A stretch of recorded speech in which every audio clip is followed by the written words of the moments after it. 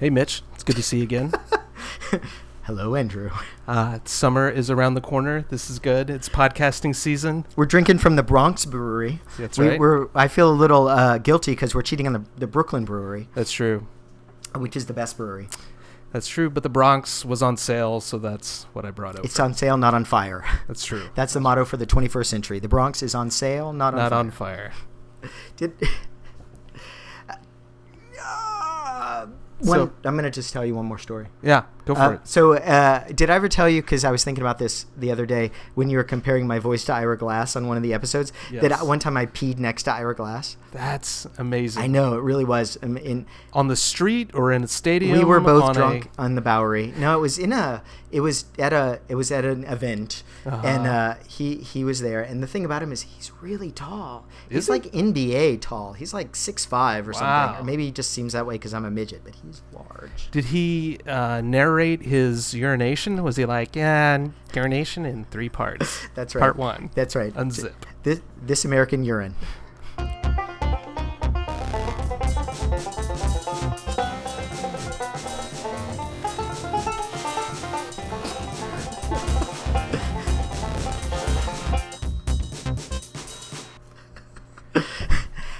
I have to say this. I'm really excited about our show tonight. Yeah, me too. This is great. We are really stepping up the podcast game. That's me drinking from the Bronx. Yeah, yep. Right there. The reason I'm so excited about this is I have found, and this is my own personal opinion, that most research into disasters, if it isn't like Delaware kind of Quarantelli stuff, it's not great. It's not as awesome as I think it should be. But the book I like how you're like neutral. You're like, I don't want to offend any academics. Right. I've got my future career in mind. I'm like, I heard that statement. But I really love the book that we have the authors on for tonight. It's called Children of Katrina. And it's a great look at Katrina and its aftermath through the eyes of children. Right. And it's one of the few books that I've seen that talks about in a U.S.-based disaster in children following a U.S. disaster as opposed to international disasters. So, and they do this amazing thing where they start with the personal stories and they expand them out. And it's one of those rare research books that grab me from the first sentence. And I'm going to read. I'm hoping they're not going to sue me for copyright infringement. but the first sentence is, "For Sierra, the sound of Katrina is the sound of people screaming." And it's like boom. You're locked into the story from that moment on.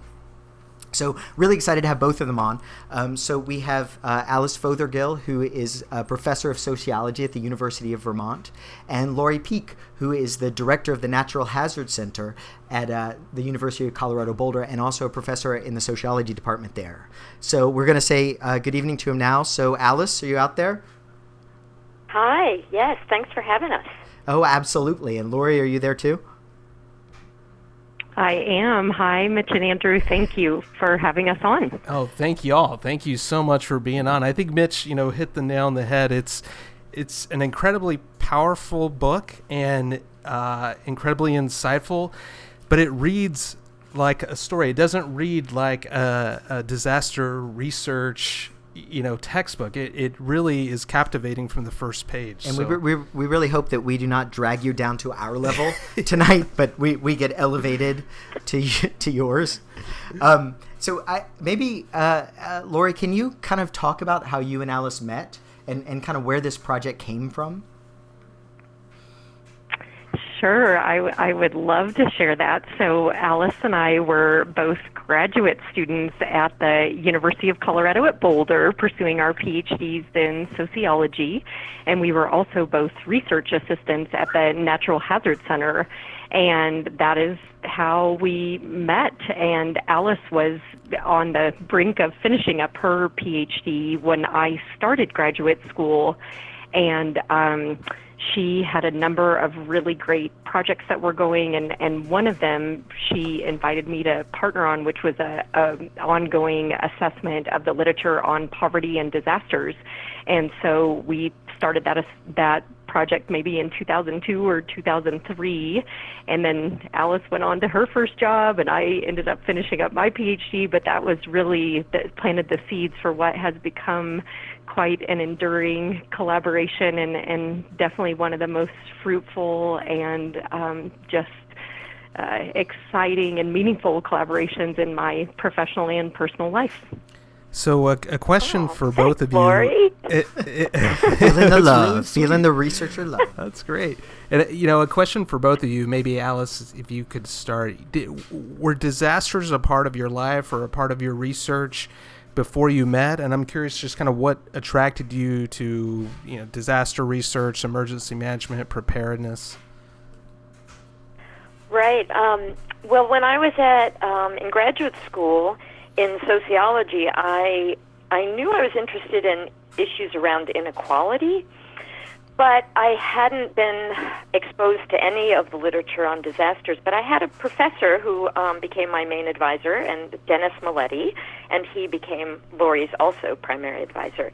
And he recruited us both, and he had a large National Science Foundation grant, and he said, basically, he said, I know you're really interested in looking at issues around racism and issues around gender, and issues around inequality, and he said these things are all this is happening in a disaster context, and sort of come with me on this research. And it was great. It was so no, and I can't speak for Lori, but no, it hadn't really been on my radar. And I sort of and once I got into the research and I met the people doing the work at the Natural Hazard Center, I was really I was hooked. It was a really important field, and there was a lot of new work that was emerging, really starting to understand the way that people are affected differently by disasters. They're not, random, indiscriminate events. They really do affect some people more than others. And it was very exciting. The field has been growing so much in the last couple decades. So that's how I started. Lori, is that hold true for you too? Or did you have a childhood, primed by disaster after disaster? Well, I did grow up in Kansas, and so tornadoes were 100% part of my upbringing. And in fact, my grandmother's home was hit by a tornado, and her barn was destroyed in a tornado. However, I, like Alice, even though it was, I'm sure disasters were part of her conscience as well, I also arrived in graduate school, and it's so interesting hearing Alice's story because mine is so similar. Like my first day at the Hazard Center, Dennis said something very similar to me where he said, "Oh, you're interested in social inequality? Great, that matters in disasters too."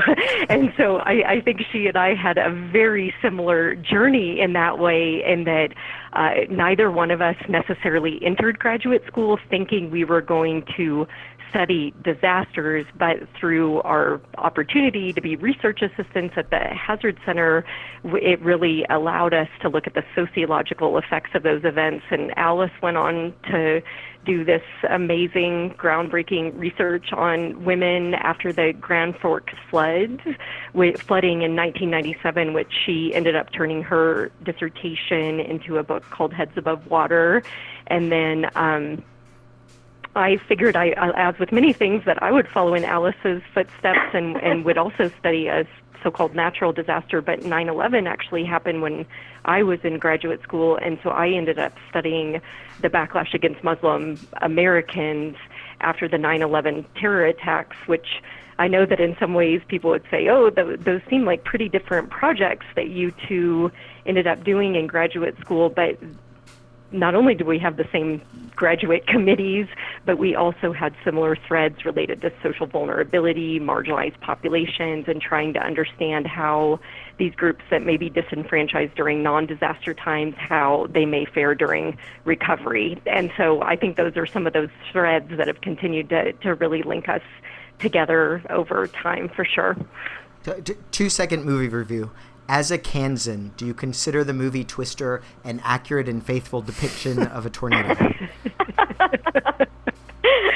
Okay, you're gonna really laugh at me, but I've never even watched that movie. But I have watched The Wizard of Oz. I think we might have to. I know, but don't. I know, but I've watched The Wizard of Oz so many times that I feel like that maybe makes up for it. That's true. Yeah, I think, I'm just spitballing here, but if you need a topic for your next sociological paper, you should look at Twister. The sociological effects of cows that fly through the air. I think it's going to be beautiful.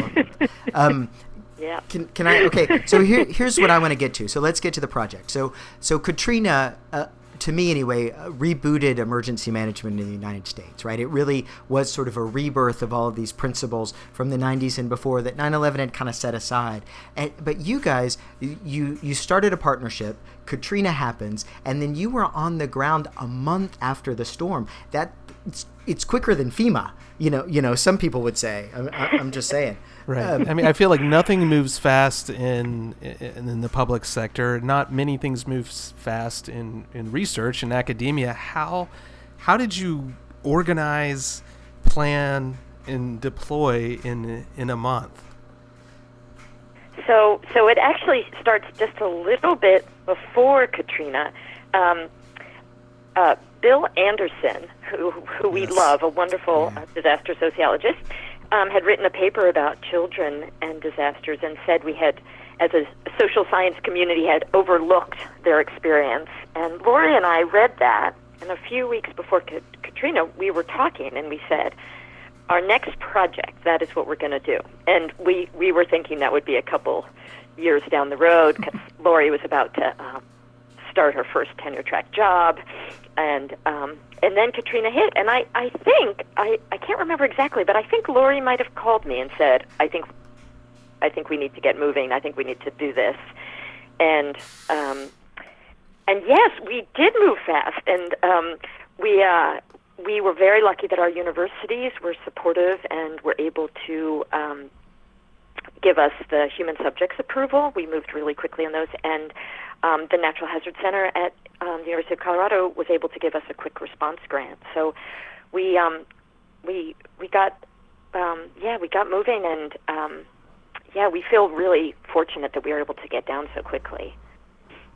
So what's it like? So Lori, I guess, talk about what it's like to work with children after a disaster like that. I mean, you guys built some really intense relationships, right? You had sort of 7 in your focal sample, another 25 in a core sample, 60 extra children that you interviewed, and then 575 children that you observed in different ways. How did you build those relationships? What was it like trying to build trust with that group of people? That is a really interesting question, and something that Alice and I have spent a lot of time talking about and really working on, because building trust with any group is not easy, and it takes time, and it takes commitment, and maybe it takes even more of those things when you are dealing with child populations. And Alice and I really, that was something we were really aware of from the beginning, from that quick response, that initial study that we did that we launched about a month after Katrina. We really realized how rich and meaningful that data was that we were able to collect from the children as well as from the adults. But we also recognized that if we wanted to really understand recovery and really wanted to understand how this momentous event was going to unfold in these children's lives, that was going to take a lot of concerted effort on our part, and that it was really going to take the sort of long-term commitment that really comes with trust building, which is really at the heart of I think a lot of the the project because we couldn't have collected the data that we were able to collect if those children wouldn't have trusted us, if the parents wouldn't have trusted us enough to open up their homes to us and really even to consent in the first place to allow us to not just interview them, but also to interview their children. And I think Alice might have some things to say about some specific things that we did that maybe were more effective in terms of building trust, or maybe some activities or things like that. Alice, I don't know if you want to chime in with some more on that particular question. No, that was nicely said, Lori. That was great. We were constantly trying to figure out sort of new ways that we could interact with the kids, and we definitely had moments where we'd get one-word answers to things. But one example of something that was really such a small thing, but really helped us was we often brought Play-Doh. So sometimes the children in our study were between the ages of 3 and 18, so we had a very wide group. So for the younger kids, we often brought. What's that? 18-year-olds love Play-Doh. As a late teenager, I really did. You were in Play-Doh. Yes, actually, I think Laura and I had a lot of fun playing with the Play-Doh also. But it was such a simple thing to bring out Play-Doh with them, and it was such an incredible way to just spend an hour with a young child and create things. And we'd weave in, they would talk about things that were going on in their life. And then they would talk about the snake that they had made, and then they might talk about the new school they're going to, and then maybe they would talk about, the other objects that they were creating, or critique the object that I had made, but a lot of things, and I think it goes back to what Lori was saying, is just sort of realizing that things take some time and building rapport. And we also found that the kids, because we went back so many times, especially with our core group, they would remember us, and so that was really great in terms of establishing that rapport. Is that we had kept in touch with them from the last time we were there, so then when we came back, we could sort of pick up where we had left off. What's amazing about that is you probably had to build trust on multiple levels. I mean, you mentioned certainly the children who you're getting information from, but also their parents, needed to be a level of trust. But I imagine also some organizations or community organizations to introduce you to families too. So it's a pretty amazing undertaking. Right. I imagine you had to go through, not to mention this community had just been through one of the worst disasters probably of their life. So people are emotionally exhausted. They're tired. There's probably, stresses that they have to deal with day to day. And then here come two researchers. That's pretty amazing. Right. Right. And we had to be really sensitive to the fact that they might just be absolutely exhausted or, and so we just had to always be really mindful of where people were and whether or not it was a good time or place to interview anybody or observe. Lori. Sorry, Lori, what were you going to say? Let me get in there, Lori, if I could. No, that I agree, yes. Who is it harder to build trust with, do you think, the children or the parents?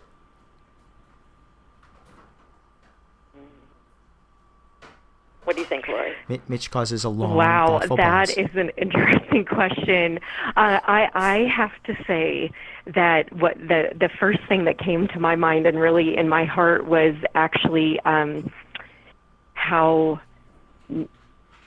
trusting people were of us from the beginning, and what an incredible gift that was, and how Alice and we really tried to never, ever take that for granted, that from the beginning, even so many of the people that we initially met when they were in the shelters, when they literally did not know still whether their home was still existing or if it had been completely destroyed and nothing was left behind, that they were still willing to take time out to talk to us, to share their stories, to be so incredibly honest with us. I think it was that was there in such a way that generosity is the word that just keeps ringing through my head. It was just we just were so many acts of incredible generosity when people were struck so very low in their lives, that I think that was what we walked away with, and just this feeling that is such a precious thing.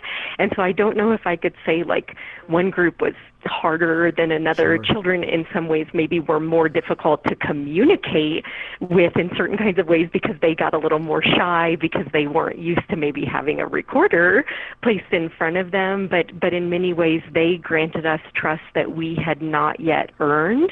And so there was this, I think, heavy weight of responsibility that Alice and I both shared when we said we're going to be back, that we're going to come back and interview you again, that really keeping our word and really carrying through when we said we're going to send you these pictures that we took of you, because that was something else that we were really committed to doing, because we knew that many of these families had lost an entire lifetime of photographs, and we would have our cameras with us and take pictures, and then we promised the families we'll print these out and we'll send them to you when we get back home to Vermont and Colorado respectively, and we did that.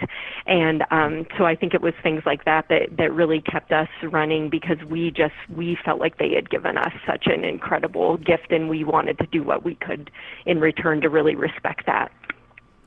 Yeah, so I feel like, we always look for emergency management lessons on this show, and I think that focus on credibility is a really important lesson for emergency management response in general. So we're going to dig in now to some of the stories of the children, some of the really personal stories that you guys write, but we got to get a little real. So I'm going to just pause for a second. I'm going to get another beer. I'm going to get real beer. That's my plan.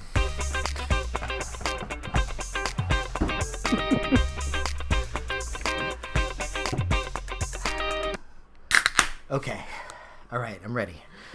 So here's the thing. Reading your book, you have 3 trajectories for children that you're able to chart over this sample of children that you have. There are children that after Katrina, there's a declining trajectory, what you call a fluctuating trajectory, and a trajectory of finding equilibrium. So I wonder if, before we talk about the theory for each one and those findings, if Alice, maybe you could take the story of a child who was on that declining trajectory and tell us that story. Sure. I think, whose story? I think I'd like to tell you about Daniel. Daniel was 12 when Hurricane Katrina hit, and he really fits what we're talking about in the declining trajectory in terms of cumulative vulnerability, because he really struggled beforehand. He had lost his father. His father had died, and his mom was raising him and his younger sister. And his mom really struggled. She probably is struggling with some mental illness and and really was not able to have any kind of steady employment. And as we got to know Daniel over the years and got really close to him, we learned a lot more about what their life was like before Katrina. And they had moved around a lot and had been homeless for a period of time. At the time of Katrina, Daniel and his younger sister and his mother lived in a small apartment. And they were not able to evacuate beforehand, like many residents of New Orleans. They just had absolutely no resources to do that. They didn't have any money and had no vehicle and had no way to leave. And they ended up with a pretty dangerous journey from their apartment when the water was rising. And actually, one important thing about Daniel's story is that his mother was panicked, and he was sort of the calm one, and he was able to take his younger sister, who was very young at the time, and figure out a way to tie her on to his mom with a sheet. and so they were able to get through the floodwaters and get to safety. And they and as they after they got out of the floodwaters and they were moved to a shelter, they were displaced for years, and they really and despite a lot of individual characteristics that Daniel had, he was really a charismatic kid, really smart, read all the time, really worked hard, spent a lot of time raising his sister, a lot of personal qualities that you would think would sort of would be something you would say, this is a resilient kid. He was never able to find stability after Katrina and missed a lot of school, I think several years total, and really wasn't able to ever get back on track. So his stories really helps us see that, the way in which real structural disadvantage, not necessarily personal factors, really ended up determining what his trajectory looked like. He really, in a way, they were in some crisis before the crisis. So, but that profound disruption really, because that ended up missing that schooling, it really kind of just sealed it. It really meant he was just we just watched it sort of spiral down, and even though he was able to eventually get back in school, I wouldn't say he was ever able to find equilibrium. So what What were some of those structural factors that prevented his recovery? So we have a good kid, a charismatic kid. They get displaced. They're living in shelters. Why couldn't he get back in the system? Well, so a couple things. So when they an example might be when they were in the FEMA trailer. So the FEMA trailers they were placed outside of a city, so they didn't have any transportation. They don't know anyone in the FEMA trailer park. They're very nervous being there. It's not necessarily safe for them. There's really no place to play, and there's a lot of neighbors in the trailer park that they just don't know or trust. So his mom, she needed to go find work. She couldn't find steady work. He became the caregiver of his sister. So sort of because of all the issues around employment and around transportation and around the safety issues in the trailer park, sort of all led to the situation where he was pulled out of school. The pulled out of school, though, it gets a little more complicated because he also faced a lot of discrimination at his school, and a lot of kids who bullied him because he was from New Orleans. And actually quite a few children in our study talked about the fact that they got to their new places and kids didn't want kids from New Orleans there. They had this idea of what New Orleans kids were like. So school was difficult from the minute they got there.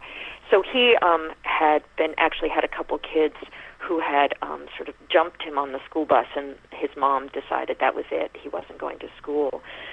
So he wasn't quite getting the support and that he needed at school to make that work. And then with the safety issues, then with her struggling with the transportation and employment and not getting probably the mental health services that she needed, all contributed to this isolation that he faced, and then the loss of the really important years in school. It's heartbreaking. Laura, do you want to add to that?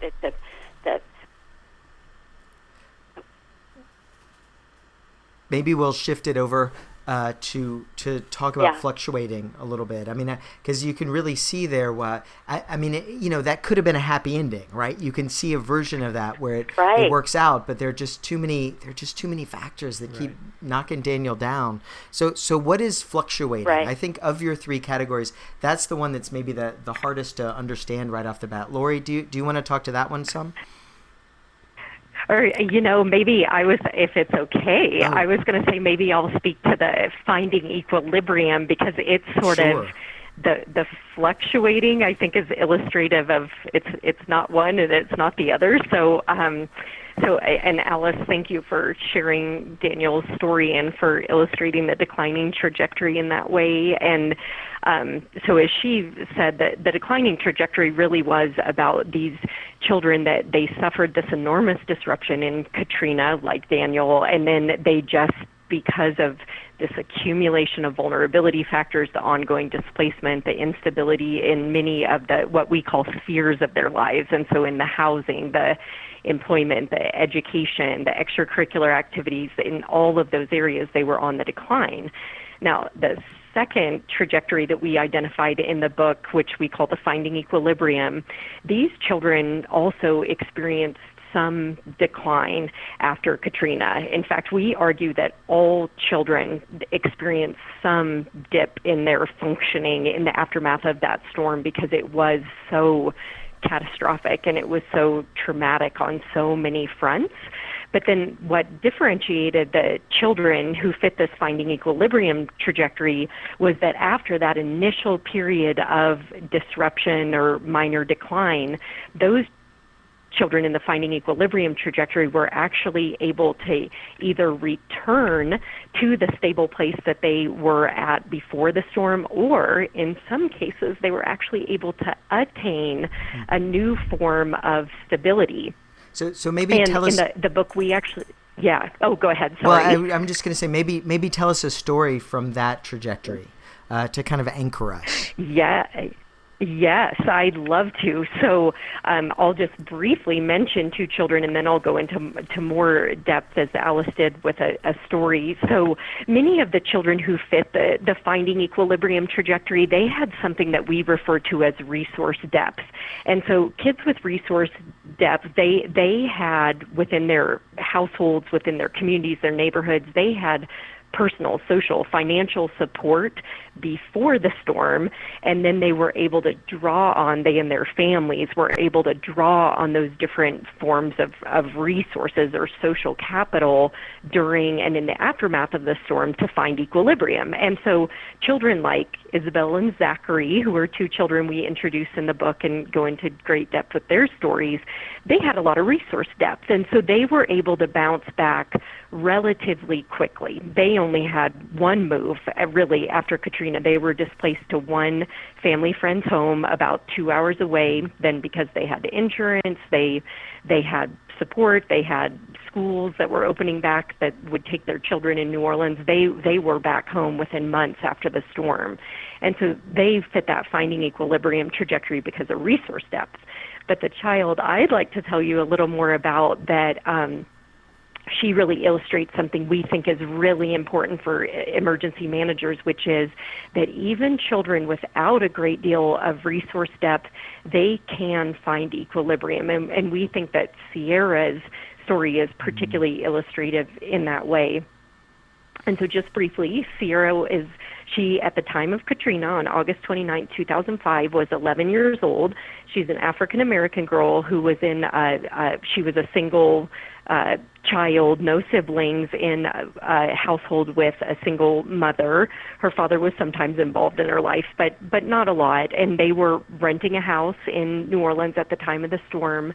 They lost absolutely everything in Katrina, and that Sierra's school closed. They ended up having a really, really terrible evacuation experience. Mitch shared the opening words of the book, which are Sierra's, where she said the sound of Katrina is the sound of people screaming, because she and her mom were trapped in a hospital in New Orleans where her mom had been called in to work as part of the vital staff, as janitorial staff for the hospital. And Sierra was separated from her mom. They ended up being stuck in the sweltering city of New Orleans for days before they were evacuated to Lafayette, Louisiana, which is about 2 hours to the west of New Orleans, and they ended up in a big mass shelter that opened there called the Cajun Dome, and they ended up getting connected to these wonderful, wonderful shelter workers, volunteers who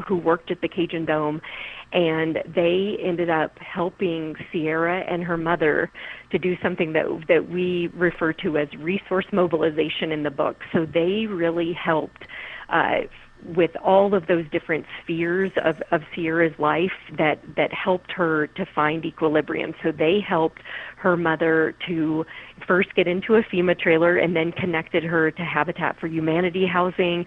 They helped her mother to find transportation so that she could help to get Sierra to school when they were living in a place that didn't have bus service. They helped Sierra's mother to find a job. When Sierra was able to express herself that she needed some mental health support above and beyond what she was getting, her mother was able to, by then, had networks where she was able to mobilize resources on behalf of her daughter. And so her mother was also very involved in her life. She got very involved in the PTA. And so there were all of these sorts of things that were happening in Sierra's life that were both a consequence of Sierra being able to articulate that she had needs, having a really involved parent who was able to respond to those needs and who was in a position to do so, but there were also a number of well-positioned adults in her life who had access to what we refer to as really powerful and well-functioning institutions. And so this was everything from the housing help that they were able to get through FEMA and then through Habitat for Humanity, the job employment placement help that they were able to mobilize for the mom, and so forth. And so, again, just like as Alice was saying with Daniel's story, Sierra, too, was this vibrant, charismatic, wonderful child. But what was different in her life and why she was able to attain this new form of stability after Katrina was because she ended up, through this process of resource mobilization, really ending up being connected to a series of strong organizations and institutions that were really able to help facilitate her recovery. And about 3 years after Katrina, I'll just share this and to wrap up the story about Sierra, she was the one that told us that she didn't use the words of finding equilibrium. Those are our words, but she basically announced to us that she had really found that recovery, and she actually wrote a poem that she called the saga that she wanted to read to us, which helped us to understand her process of recovering. And is it okay, Mitch and Andrew? I don't know. Is it okay if we share her poem that she wrote? Oh, please! Come on, yes. we love poetry. We're supporters of the arts. Yes, we'd be honored to hear the poem. Alice, I don't know. Alice, do you have the book in front of you? Do you want to read her poem, the saga? It's on page 121. I do. Where is it? It's the top of page 121. I would be happy to read it. Okay. Okay, the saga. One bad thing, which seems to have split at the age of 6. Since then, pain invited itself into the life of the child, with its waters and winds, who removed the child from the love of her city into a new one she knew exactly nothing about. Now 3 years have gone. That city turned from her house to her home. And that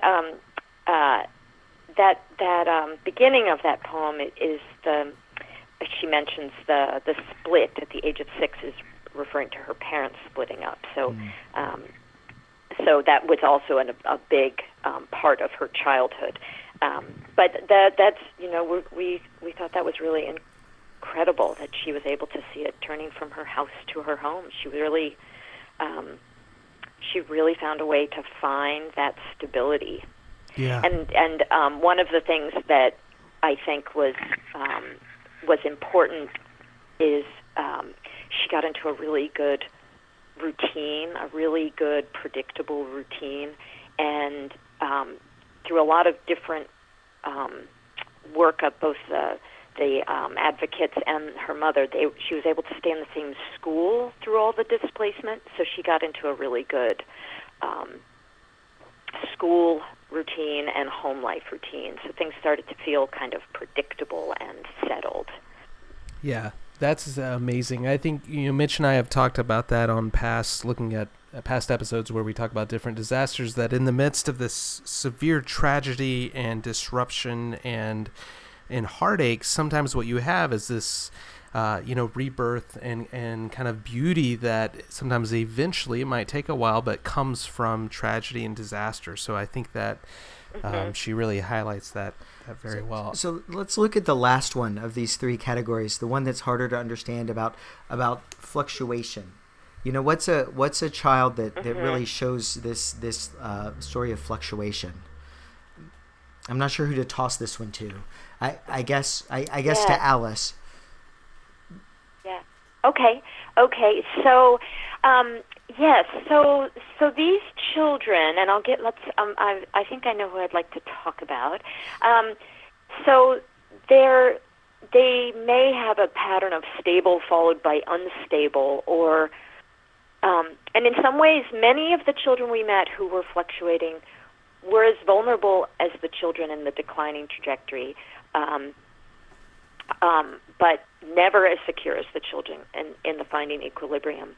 I think one good illustration is Jaron, who was 6 at the time of Katrina, and he was from New Orleans, as all the children we feature in the book was from New Orleans, and was very, very close to his family and extended family. And his parents split up just before Katrina hit, but he saw both of his mom and dad equally, and he was very close to both his maternal and paternal grandmothers. So he and his mom were displaced to several hours outside of New Orleans, and his mom fortunately found a really good job and was actually able to get a home, and she was thrilled. She really felt that this was the best thing that had ever happened to her, was getting out of New Orleans and being able to have this new life where she was actually going to be able to provide for her son in a way that was much more secure than if she had stayed in New Orleans. But he never embraced the new life. And so while he did have some things, so these spheres of his life, so some things were good in that he was now going to what might be considered a better school, and that's something that came up a lot in the research, people talking about getting out of New Orleans schools and realizing that their kids were now in schools by many objective measures would be considered much better. He hated his school, got in a lot of fights, got in a lot of trouble, but there he was in a better school. And he just never could deal with the fact that he wasn't with his whole family. And he missed his father and his father's mother so much, and it never he couldn't settle into this new life. And he also left behind friends. And that was another piece of the book that was really something that we hadn't expected, but when we started looking at all these spheres of the kids' lives, this idea of how important their friendships were. And so for Jaron, he left behind his best friend, and he missed him terribly. So he just never felt that he was home. I mean, he never got to that place. So in his case, there were the spheres were not aligned. So things that were some things were good and some things were down. His mom's economic stability was clearly a really good thing for him in the long run. But there were also kids who were fluctuating who were slightly different in that all the spheres of their life might be working. everything in terms of their neighborhood environment, their schooling, their family, their emotional and physical health. All of the spheres of their life might be good, and then they might all simultaneously drop. So another boy who comes to mind, who we feature, he had this sort of wave pattern where all the spheres were up and then all the spheres were down, and then very precarious, and then able to climb back up. And often for him, that was related to his mother's struggles with drug addiction. But so this idea that they didn't decline completely, and for some of the kids who were in this fluctuating, the thing that there were two things that sort of come to mind as really important pieces for them. One is this idea that they had someone who served as an anchor, which is different from the advocate idea. The anchor is maybe someone in their life who was always in their life, and in a lot of cases it turned out to be someone like a grandmother or someone who made sure they didn't fall completely through the cracks and decline completely. But we also saw a lot of kids getting involved in something that was maybe extracurricular, so that they got involved in, say, a sports team or a 4-H or some club at school. So there were these ways in which they didn't fall through the cracks and they didn't decline. So once again, they don't get that stability of the finding equilibrium kids, but they didn't decline completely. So sort of an interesting thing about the fluctuating is Lori and I continued the study for a really long time, and I think would have seen this because we came back and saw the kids year after year, and we were able to see that, wow, this is really going up and down and up and down. This displacement and all the factors involved with displacement is really, this kid's life is not it's not staying up or down. So it was the methodology sort of helped us see this one. And was there a specific sphere that stood out as far as helping kids better navigate this disaster, or is it important that each sphere is present in the children's life? Yeah, that's a great question. I think the answer would be that each sphere is important, and I think that's one of maybe the main findings is that we can't just, for example, think about, okay, school, what's happening with their schooling, we got to get them into school, but if they're not in a steady, safe, secure housing, then they can't concentrate at school and things aren't working there, and if they're not in a setting where they're able to make connections with other kids and make friends or be able to communicate with old friends, then that also doesn't work. I think that's a great question. I would say that they really need. There were moments where I definitely thought, oh my God, the housing thing. They have to have good housing, or nothing else can fall into place. But I don't know, Lori, what would you say to that excellent question? I just want to note that I'm keeping good question scores, and so Andrew, I think you have 3 and I have 2, so you're beating me right now. I wondered why you brought out this chalkboard. I have a couple more left, so I just want to say we love all your questions. Lori by far wins that every time. But so Lori, do you want to jump in on this question of the spheres? Yeah, I love all these questions, and as usual, I absolutely agree with Alice that it was so interesting, and definitely one of our findings that in order for children to recover, all of those spheres must be in place, and they don't have to be perfectly aligned, but as Alice was saying, even if 2 or 3 of the spheres, if children are doing pretty well in certain aspects or their families, but not in other aspects, they weren't able to achieve that finding equilibrium.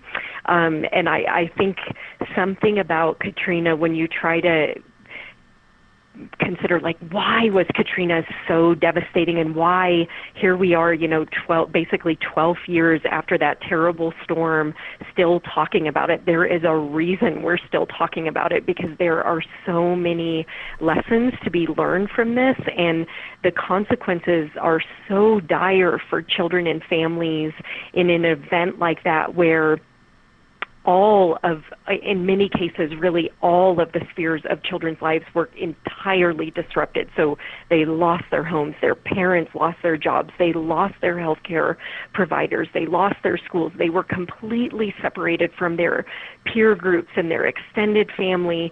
And so, you kind of think about, like, well, in a quote-unquote, what Corintelli would say, a disaster as opposed to a catastrophe like Katrina. Maybe in a disaster, a parent loses a job, but maybe their housing is still intact, for example. So you at least have something there.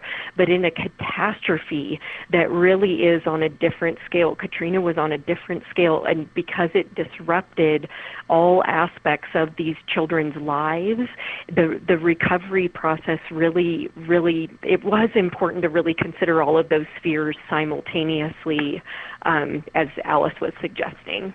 Yeah, that's great. I think, for emergency managers, we sometimes think so practically, that it's just provide shelter, provide food, provide water, and you're good to go. But, the take home I take from this is that it's, really much, much more, providing consistency, schedules, education, centers where people impacted by disasters can connect emotionally with others and build community. And yet, as an emergency manager, I'm going to think really practically. I'm going to do exactly what you're telling me not to do. Because partly what I got from the story of Sierra and some of these other stories too, and the broader findings you guys discuss, is that emergency management really is powerful. Like it does make a difference in the days after the storm, the weeks and months, and in rebuilding these spheres in different ways. So I guess the really difficult question I want to ask you guys, and I guess to Alice first, so I'm sorry, Alice, is this, okay? This August, a massive hurricane comes on the East Coast, and it wipes out a major American city. It's a catastrophe, not a disaster.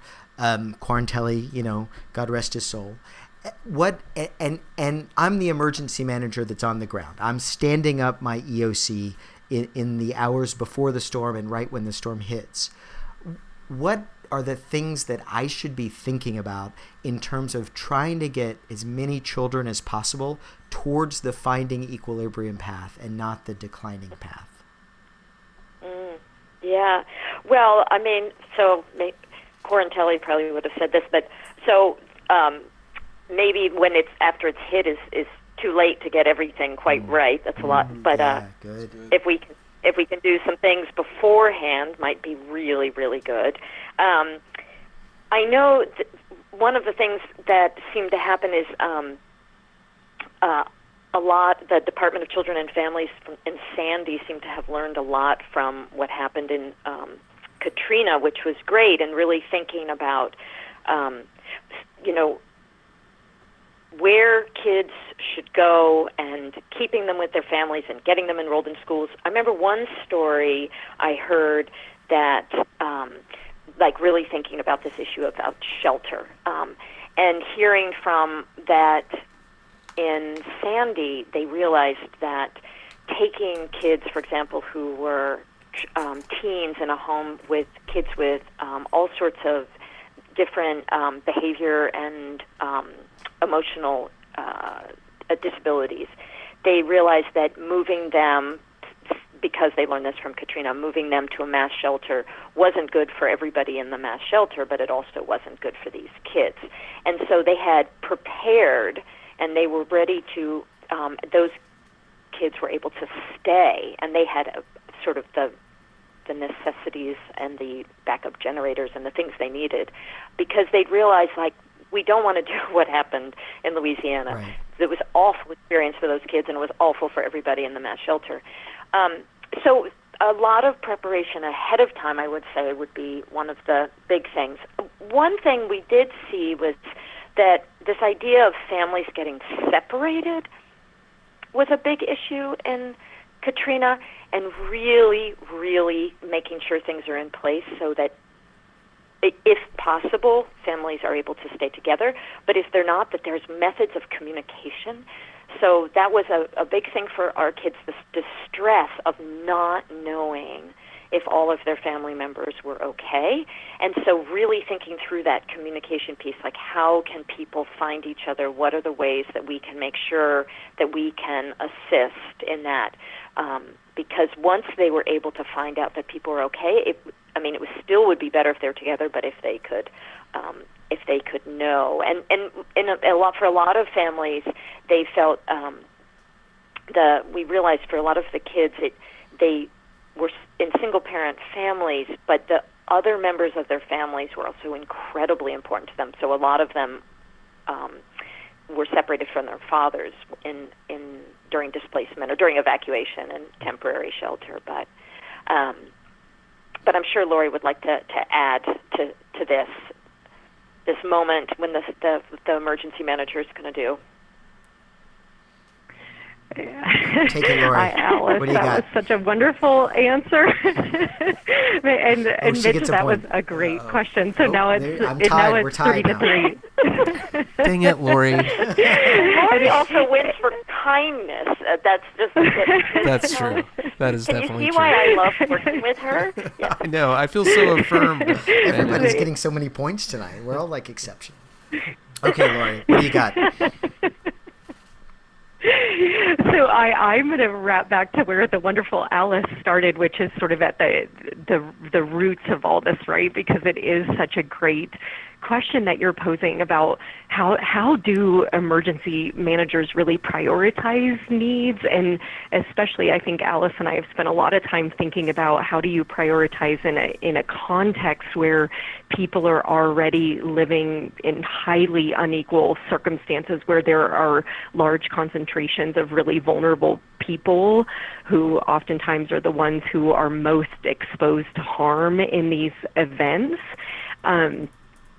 And I absolutely agree with Alice that waiting until the storm happens, even though there is so much that emergency managers can do to provide for those basic needs, I think that emergency managers really have so much power and knowledge to also do so much in advance. And so I know that emergency managers aren't necessarily going to go out there and become social justice and environmental justice warriors, although they might become that too. But I really do think we know enough at this point in time. There is enough environmental justice scholarship and enough social vulnerability scholarship. We have fantastic data that is out there that really has shown us where the disaster hotspots are, not just in terms of the physical exposure, the exposure of the built environment, but really where the concentrations of really vulnerable people are.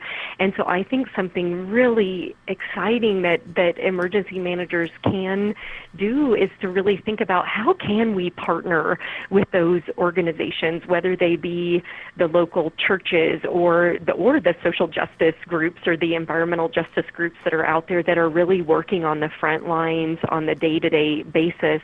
How might they partner with those groups to really learn and to understand and to really be all in with this, like thinking about, okay, we know there are these vulnerable groups in our community. What can we do to reach out, to build these connections, to build trust during this time at our national moment when I think there's a lot of mistrust, but I think emergency managers are still a really trusted group and a really powerful group for bringing people together because they are trying to do so much good. And so I think there is just so much space that could happen in that pre-disaster period. And here I think Alice and I are both really alluding to something far beyond getting people to get emergency preparedness kits. We really are talking about the social roots of disasters, and I think that is a really exciting frontier for emergency managers. And I know as a sociologist, it's something that I think we both get really fired up and excited to think about ways that we might bring our sociological knowledge to bear to partner with you all that have a lot of practical power in the day-to-day to really do so much good. Well, I think those are both great answers, and I think it's giving them equal points. I'll give you equal points for that on the tick board. But I do think that's this book has such a great charge for emergency managers to get involved in their communities, to both find the opportunities for preparedness in communities and the vulnerabilities. I think it's a great, charge, and also to be proactive during the blue sky days, to not wait until the disaster before you really kick it into high gear. That really a lot of the work has to be done pre-disaster. And I was really struck by this charge to have children's organizations work on sheltering in place, keeping their kids together as a community. Keeping these communities together after a disaster seems like a really important thing. And so Children of Katrina is a great book. Yeah, I would just encourage every emergency manager to read it. It's a great read. It's fascinating. It reads like a novel. I really encourage everybody to read it. It's easy. I mean, if you're barely literate, I just wanted to say, if you're barely literate, it's like the work of sociology you can still really digest. Yes. So guys, stick around for a second. Thank you both. That's very kind. Well, see, we're getting more points. We both got a point. We're we're like totally brown nosing. So take a breath for a second, and then we're going to ask both of you guys to play our lightning round. Yay! Okay. Okay. So the lightning round. Well, so these questions will be for both of you. I don't know if that's a You don't know if it's a what? You're secretly on a game show. You might not know that. You both have to answer each question as quickly as possible. This is a little unfair because it's late on the East Coast, and she's much more awake than me. So we'll start with Alice. It's only 7:30 there. Yeah, that's right. Wait. Maybe they should just both answer at the same time. Maybe we just ask a question, and then they both, buzz in. Buzz in? Okay, we could do that. So you can both just answer at the same time. That's right. Okay. Okay, so what is your favorite hazard? Ooh, Tornadoes. tsunami. All right. Oh, there we go. Both T answers. Both wind-based. Okay, good. Mitch, you want to take number 2? All right, ready? What is the hazard that scares you the most? Earthquake. Cyber attack. Ooh. Yeah, that's right. Rory, going outside. Yeah, there we go. Going for the tech catastrophe. Yeah. So what was the first disaster you've been through or experienced? Earthquake. Loma Prieta, 1989. Oh man, that's a good doozy. one. That's a classic. It sounds Ooh. really bad. Yeah, it's a classic. Yeah. So personally, that I lived through was, I guess, the 2013 Colorado floods. Oh yeah. Yep. Yeah, that was bad. I'm going to do this one. Yep. Okay. As researchers, I'm going to change this question a little bit. So, what's the first major disaster that you researched? Ooh. We talked about The this a little. Grand Forks, North Dakota flood of 1997. The 2001 September 11th terrorist attacks in New York City. Wow. All right. Yep. So this will be the last one. What is your favorite disaster movie? Can't say Twister. And you can't say Twister. You can think broadly San for Andreas. disaster movie. Oh, San Andreas. We were trying to have a movie night, a Duke's movie night with San Andreas. But we just couldn't make it through the movie. No, we just couldn't. We couldn't. We love The Rock, but no. I have to tell you, I worked at a disaster research center in Wellington, New Zealand, and we had a movie night. All the researchers and all the emergency managers and all our families, and we watched San Andreas. Oh my goodness. Oh my goodness is right. And I'm going to say this is very predictable. Wizard of Oz. Oh, that's a good one. Does that count? Actually, Absolutely. I think your book would be a great reading of the Wizard of Oz. Can you just tell me, based on your study, is Dorothy a declining, a fluctuating, or a finding equilibrium child in that movie? Oh, she she finds equilibrium. She There's does, no 'cause place she gets like all home. that support. I get. Yes. But what if it's she's all got a a lot of dream? Scarecrow, the lion. What if it's all a mental health nightmare that she's having, and she's secretly a crazy person? Oh. That's true. Could be. Let's She not know kind that. of recovers in the end, right? Even if it was a mental health. Yeah, yeah. That's true. She We're gonna bounces keep back the thanks positive to Auntie spin on Anne. it. Yeah. Yes. Well, we should, as we wrap things up, we should also plug the Natural Hazard Center, which is an amazing organization, has a lot of great resources. So if you're not familiar with that, get online to hazards.colorado.edu and check out the Natural Hazard Center. They have a wonderful director. Well, yes, that's right. Happens to be one of the guests on the podcast, and it's not Mitch and I. So if folks want to follow your research and your careers, that sounds sketchy. Without stalking you in any way. Not in a stalkier way. How do people do that? How do people keep track of what you're doing? Oh, we have a one Facebook page dedicated to Children of Katrina. Okay, that's good. Perfect. We'll What put were you it on going our to say, website. Alice? Sorry. Well, I was going to say that, and then I was going to say we both have websites for professional where we have our research featured, and Lori's website is really good, and you can. But we and you have more than that, Lori. Do you have more than your website? So I've got to put my website back up because I just moved this semester to CU, and I haven't put it up, but I will put it up again soon with that kind endorsement. Yeah, from I think you're a my little behind, friend Lori. Alice. Here's what I'm going to say to both of you I know. guys. I think your research deserves more than a website. I want you to think it a little bigger. I want you to think it's some Instagram. I want you to think Snapchat. I just want you to think social media explosion. Yes, Okay. you're right. You're absolutely right. And we will. Will you follow us on Facebook so we can share this podcast on our Children of Katrina Facebook page? Absolutely. It'll bump your page views by at least 20 people. I think so, but they're going to be 20 awesome people. Thank you guys so much for being on the show. Thank you so much. This Well, is thank you great. for having us. thank you. Your show is fabulous. We're really excited to be part of it. Can I just say, I've gotten thank so you much so much. appreciation from this episode. My ego is so big right now. Like, I don't know what I'm going to do. Yeah. It's just so awesome. Oh. So, Andrew, we just going to close it out here a little bit. Yeah. This was great, and again, just encourage you to pick up the book. It's available on Amazon, and it just for you guys out there, if you have a question for us, we still have a live phone number 859-429-2731. It's mostly one guy that calls us over and over again, but if there are other fans out there, give us a call. Remember to rate us on iTunes. And feel free to ask us questions. Tell us what you want to hear more of. Right. You can contact us through Twitter, too, at Hazards Podcast. We'll answer your questions there. And if your name is Jeff Schlegelmilch, just know that we are coming for you.